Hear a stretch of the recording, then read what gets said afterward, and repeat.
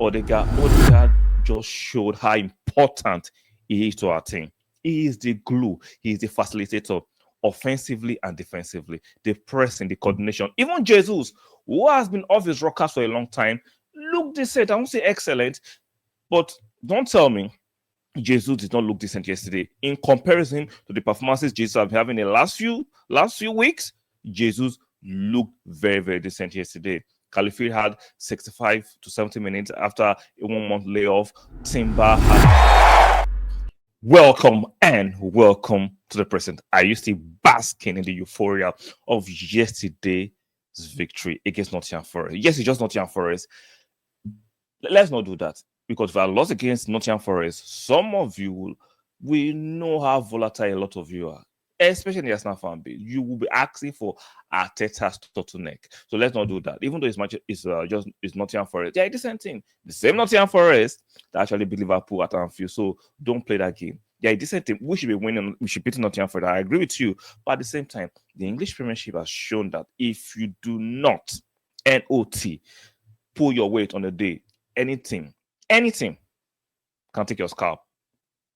So that aside, I'm excited for the victory we had against Nottingham Forest. We are back, in my personal opinion, in terms of performance, in terms of the goals we scored, in terms of clean sheet. I like the total package we had yesterday against Nottingham Forest. Before I continue to talk about the game yesterday and bring out some key points, do me that kind of favor, strike a like on the video. Very important. Subscribe if you're new here, and make sure you turn on your notification bell. One more time, like the video, subscribe, and make sure you turn on your notification bell. So for me, the run starts now. Now that we've gotten a few players, but we still have a few injuries here and there, we have to go on a run to catch up with Liverpool. I know Liverpool have a game today against Southampton away at St. Mary. They should be winning, but at the same time, this is the English Premiership. Anything can happen, even though I'm still tipping Liverpool to win. Now, back to Arsenal. You cannot tell me you did not enjoy how we played yesterday. The performance was elite. The goals, the control we had, there was no seemingly jeopardy to the game. Even Nottingham Forest didn't have any shot on target. That's how domineering and dominating, how emphatic we were yesterday. I'm excited. No, I understand one restart yesterday. Partey came in the second half looking great. A lot of us were concerned in the beginning with the starting 11 because Arteta decided to rejig the starting 11, starting with Jorginho, Moreno, and Odegaard. Odegaard just showed how important he is to our team. He is the glue. He is the facilitator, offensively and defensively. The pressing, the coordination. Even Jesus, who has been off his rockers for a long time, looked decent. I won't say excellent, but don't tell me Jesus did not look decent yesterday. In comparison to the performances Jesus have been having in the last few weeks, Jesus looked very, very decent yesterday. Caliphate had 65 to 70 minutes after a 1 month layoff. Timber had 87 minutes. We didn't have a Ben White yesterday. So totally, we are beginning to get back to our best. It's not yet good enough. We are still a few points behind Liverpool. We need to do that catch up. When it comes to Man City, we are not a point behind Manchester City.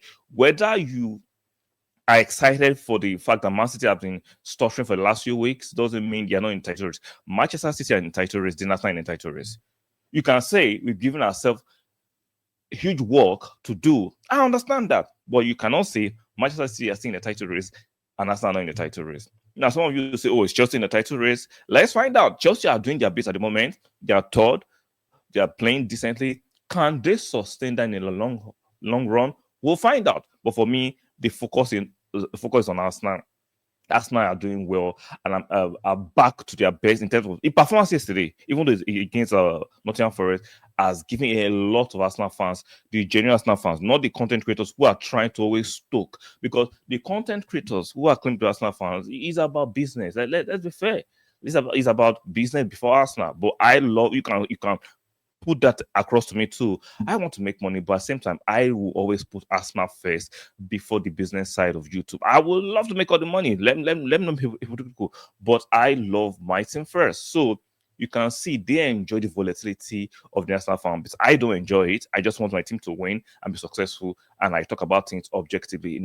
If Arsenal don't play well, we are going to give them objectively. If they play well, we are going to praise them objectively. So for me, Partey is looking great this season. The injuries that actually blighted his career for some reason this season, Partey has remained fit, and I am happy and excited. And I've been saying that if Partey can stay fit for an extended period of time, Arsenal could win the league, because we do not know how important Partey is. We know Odegaard is very important. I can tell you, Partey is as important as Odegaard as well, in my personal opinion. We can see what is going on with Manchester City with the fact that Rodri is out of the season. You can see how they are not. It's not easy to replace certain quality of players. You can talk about having a huge squad, having two players to one position. It does not work like that, right? It doesn't work like they are key players that you have to pray to have the luck of the injury that make your team thick.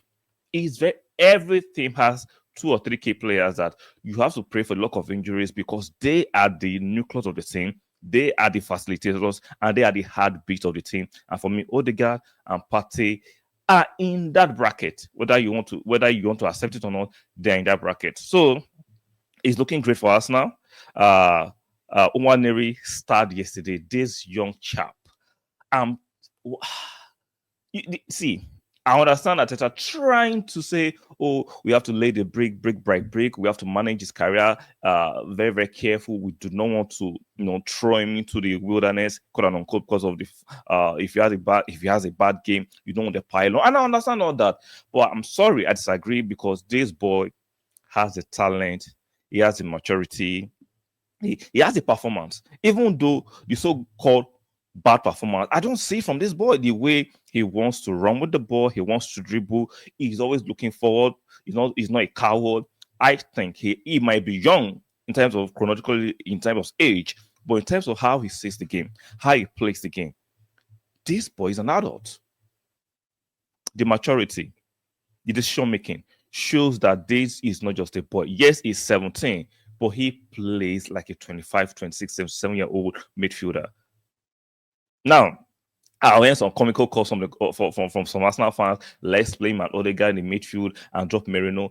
Why do you have to disrespect Merino for one area? Like, they don't even play the same position. Like, sometimes I understand we're all excited, we're all gassed, but in the same vein, we have to be very, very sensible.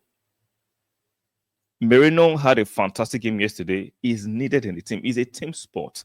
Everybody have their part to play. Now, understand in terms of hierarchy who is more important, but we cannot ignore the fact that against Chelsea, Merino came in. We had that control.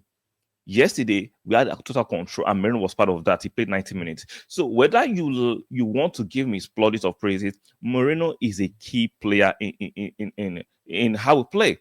There's no need to try and downplay Merino. For one area, they both play different positions, and we both need both players at their best for us to function effectively. What are we doing sometimes as fans? Why are we trying to poke things that don't need to be poked? So back to one star boy, by personal opinion, a huge future ahead of him. I expect him maybe the second half of the season to get more starts. You can see that he can do what Odegaard does. He doesn't do it with the level of experience that Odegaard has. That's we put, but he has the quality. So, guys, let me know in the comment section.